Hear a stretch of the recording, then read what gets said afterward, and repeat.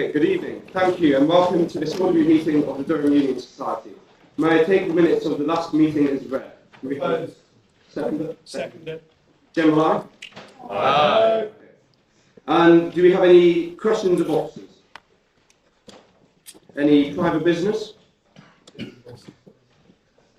Any business of officers?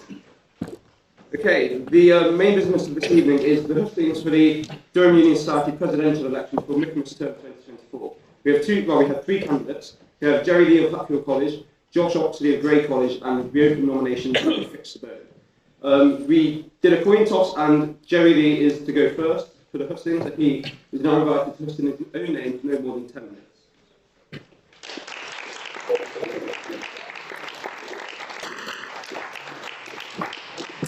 Good evening, ladies and gentlemen of the Durham Union. I am back. I was the future once. I am the future now. I'm here to tell you about my vision for the Union, a policy platform that I will deliver for you in Michaelmas term. From the recent malaise we have experienced, I promise something distinctly different, a transformation. If elected, you will see the Union become more open, more diverse, and more fun than I ever have seen in my 3 years here. Stripping this back, I came here to listen to both sides of the debate. I found a place where even someone as eccentric as I was, and still am, can be listened to. As an international student during lockdown, there wasn't much socialising over the summer. I was rather silly, knowing how I would settle into this northeastern town I had never before visited. And the Union was on its knees. As my first failed debates suggested, but it provided the perfect platform for me to grow into this university in all its richness. Led dry by COVID, that generation of the Union had to learn what it was really about. After my freshman social, I was led to the crevice of Jimmy's to undo my tequila virginity. Being inexperienced and misguided, I listened to the advice of a friend who was convinced that the salt I had been given was to be nasally ingested. Of course, I then ran after the loo and let loose my stomach's contents. But what does the Union mean to me? Does it mean the vomit or the salt or the tequila? In fact, I found the Union to be a great place to explore ideas, not only salt. One of the first addresses I went to was from Kieran Maguire, who was economist on football. Again, it's a relevant, important conversation that is rarely provoked elsewhere in the university. I found it to be a great place to meet friends too. My Union friendships spanned the 2.5 years of my time here. From when I first timidly shook hands with Bishop Durham a year ago, anxious about addressing him incorrectly, to now, when I can be heard ranting on obscure, and I must add, vital benefits of having a deputy steward. The campaign that I started in my very first term. I want to be the change that we've long since talked about. I am sick and tired of hearing the same issue coming up. The society is too narrow-minded, too political, too opaque. I will address that. Under my plan, I will show that this isn't just about politics. This isn't just about dressing up. Indeed, this isn't just about debating. Alongside our customary opening confidence debate, I will introduce general election debates. I'll organise the trial of Donald Trump, where our members get to sit as jurors. I'll bring in the Halloween debate that blends the debates with socials on this house believing or not believing in witchcraft. I will also start an author series, using the intimate environment of our brand new furnished armistice room to bring exclusive opportunities of learning from novelists, scientists, historians for our members. I will create a culture in which everyone of all interests can be at ease and enjoy themselves and this community we offer. Inseparable from this is my strategy for socials. The sense of community the Union offers is diminishing. That is not only reflected in the poor attendance we've been having this term, and the lack of interest at the beginning of this term of filling our committees. This is not a coincidence. For too long, our approach to balls and socials have been one of contingency planning. One social is separate from another, and each presents a crisis for those involved, not an opportunity. This does not have to be. Freshers will be drawn to the union not as just another venue to get drunk before going to the club, but we will be here to offer a better and unique deal. The general election party at 24s will be the place to be on Durham that night, with pizza, a late bar, a map filling up with blue and red and perhaps yellow, and my best impression of the blue wall. Indeed, new ideas we previously had also coming back, things that have worked before and have sadly been abandoned. Women's coffee mornings, cocktails lessons obtained through our sponsorship officer, and indeed, the great relationship was built with the gin distillery. The centerpiece of the social strategy will be the Casablanca Ball. This will be managed with a modernized approach, similar to some of the bigger balls, which we really ought to be. Responsible roles will be open to application for general membership. So the planning begins months in advance, there'll be committees focused on different things, and we will make it the big ball for Michaelmas. This will also open up opportunities for members whose talents lie beyond Gen Con politicking, as a part of my vision for the union. A professional, transparent approach which is not constrained by internal politics. And this isn't it. Currently, we hardly make it. Apart from recently the encouraging circulation of certain reels, our greatest output is merely term cards. But we need to show our members, our speakers, our alumni, and crucially, our future members, what we are really about. This is why, with the endorsement of our tech team, I will deliver a sustainable plan for content creation. I will invest in new equipment to streamline our YouTube publishing capacity. This will boost our online presence and marketability. I will start a union journal, which will contain testimonials, summaries of our debates, and of course, the course of our term in all its colourful facets. I will also look to publish our In Conversation With events recorded to high audio quality as podcasts. Creation confidence will expand our horizons. And in this, as in so much else, we're letting the obsession with professionalism getting into the way of the good, the things we have to do to make ourselves on the map. Acknowledging that we don't have quite the same resources as Oxford or Cambridge, we should nevertheless be confident in what we offer and what we display. As your president, I will deliver a union that provides the best value and minimal barriers for members. Not only will we have brand new membership cards to be available before next summer, we'll also commit to the introduction of instalment payments, meaning that members will no longer be expected to fork out the £475 in one payment. Once they have joined, my union will present to them a range of ways of getting involved and taking full advantage of the opportunities we offer. I will advertise our speaker dinners publicly through Fixer. I will create a fair, responsive and sustainable system for student speakers to make sure debating opportunities are fairly shared. I will open up roles and platforms where any member can contribute and take responsibility. I will emphasize the most valuable part of our society and make it available and, more importantly, visible to all our members, not only those in the know. With the full confidence of our treasurer and alumni officer, I am also trusted to develop certain opportunities that our prestigious alumni network provides. Career workshops will be back, and so will a forward-thinking alumni roadmap, which will see a mentoring scheme being developed and a networking reception in London being planned for December in Easter term. Not only will this attract donations, the prominence of our alumni will be able to guide our members in their shining footsteps. Picture before you our union in Michaelmas. This will start with a well-organised freshers' drive. We'll be in a place to take full advantage of our relationship with the SU and the faculties through the associate membership scheme. Throughout Easter term, we'll be making those welcome reels on Instagram and TikTok and guides to Durham well in advance, so they will be ready when freshers flood in. We'll reach out to them before term even starts, through college welcome emails and our amazing outreach work through schools. They will also have seen our debates on YouTube. They will have enjoyed our reels. They will have welcomed our unique events, one of a kind in Durham. In the wide range of speakers and events, every member will be able to find something of interest. And if they dig deeper, something to contribute in the society in their own fashion.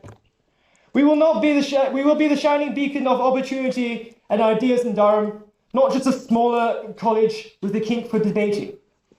This is my vision for the union. The team behind me are determined to deliver. Let me end on this note.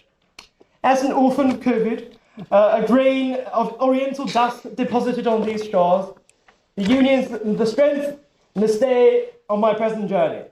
It's somewhere I found a home, particularly when I wasn't able to go home. Bricks of this union are distinct. Opportunities, community, ideas are the pillars to this place, which represent to me the height that one day the dome may reach. I have the blueprint to build something better than ever before. Let's get down to it. Thank you.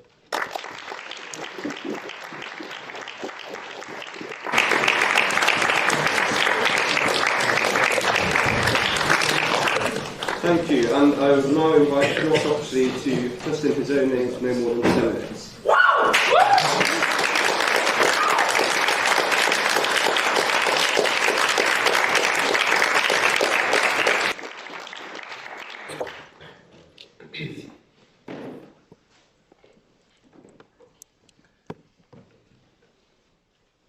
The union transforms people's lives, giving them access to opportunities they never dreamed possible.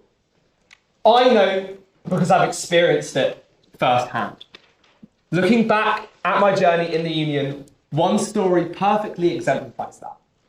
As I was wandering through the cobbled streets of Durham with the shadow immigration minister, Stephen Kinnock, exchanging stories, I couldn't help but notice the convergence of worlds.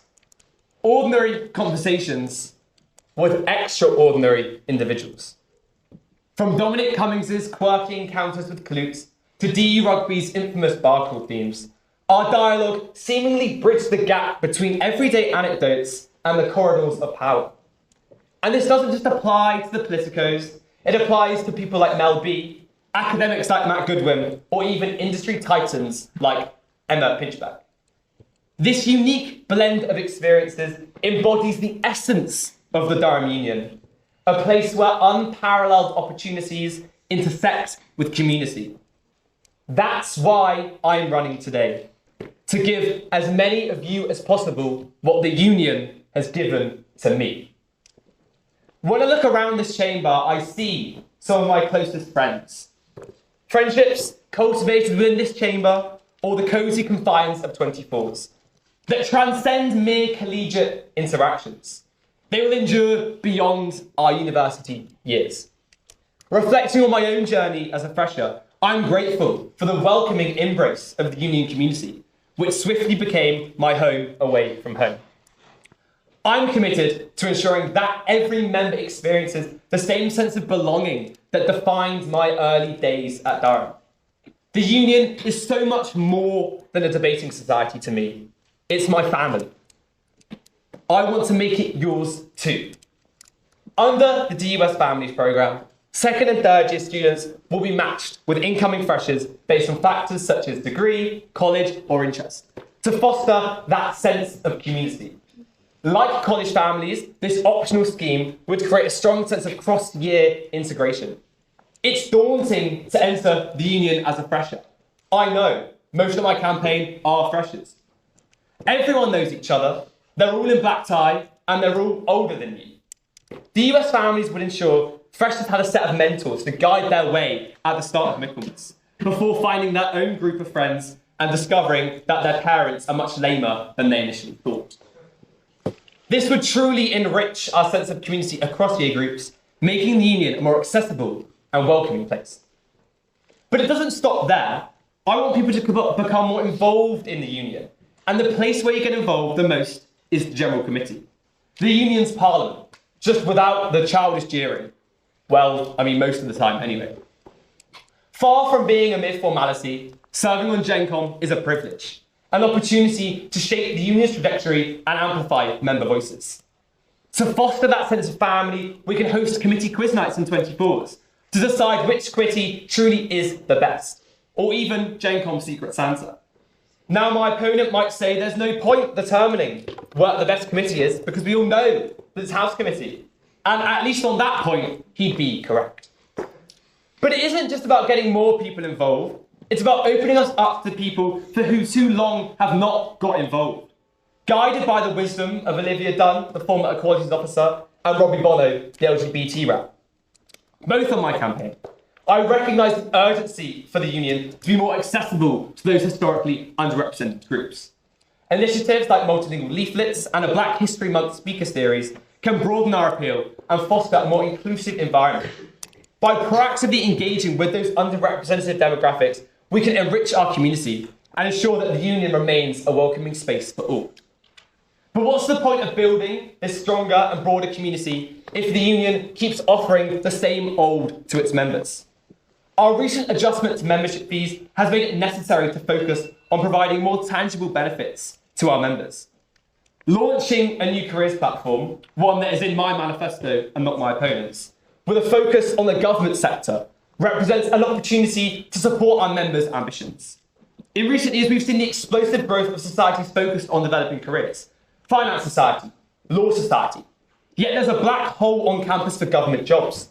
And speaking as someone who does PPE, I can assure you, I didn't get my summer internship with the civil service through Skia, but through talking about the opportunities and experiences at the union. By leveraging our existing contacts, we can truly build a reputation on campus for being an indispensable asset for applications. But it doesn't stop there. We can broaden our appeal by truly integrating competitive debating into our value proposition. I can speak to how valuable members find our training programme. I travelled to Bulgaria to represent Durham alongside my proposer. You learn a lot about someone after spending 7 days in Eastern Europe with them. These experiences have transformed my life, giving me access to opportunities I never thought existed, and ones I want to extend to all of you. We can better provide those opportunities to our membership by utilising cross-promotion and hosting a Friday night showcase British parliamentary debate, showing off our exceptional talent of people like Dia Perry and people like Shaz. Finally, and Mac, the only way we can benefit from creating a sense of community and providing these new opportunities is through proper engagement. As someone who has sat on standing committee for a little under a year, I know the challenges the union faces. Languishing membership levels, a reputational misconception by students, and competition from booming societies like DUFS and LawSoc. Getting back into the Freshers' Fair was amazing and did wonders for membership. I know. I manned the stool every day. I saw the football. But for us to thrive for the next academic year, we must be back in there permanently. Achieving full SU normalisation and better JCR relations is crucial for that. And that involves sustained and coordinated outreach efforts that go beyond one term. It also involves learning from the mistakes of the past. That's why I've promised to bring back the Hill debate, drawing on the lessons learned from the previous one. Holding a debate on the Hill is a fantastic opportunity. And as a proud grey boy myself, I can't put into words what I do to have to walk 5 minutes rather than all the way down South Road to the chamber on a Friday night. It's an opportunity to open ourselves up to constituents we do not traditionally attract, but only if we do it right.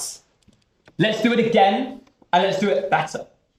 The engagement doesn't end with SU and JCRs though. It extends to the general population, focusing more on short-form content to boost our social media presence, increasing our reach and pull to potential members.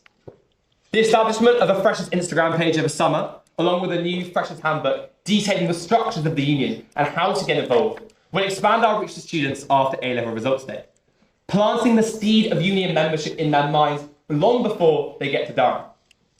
When they do become members, we will engage with them more by letting you pick 2 debate topics of Michaelmas. I don't pretend to know what all members want. No one does. I want to hear from you. Tell me what you want and I'll deliver. So I want to build a stronger community. I want to give you more opportunities and I want to properly engage with you. But how can you trust that I'll do it?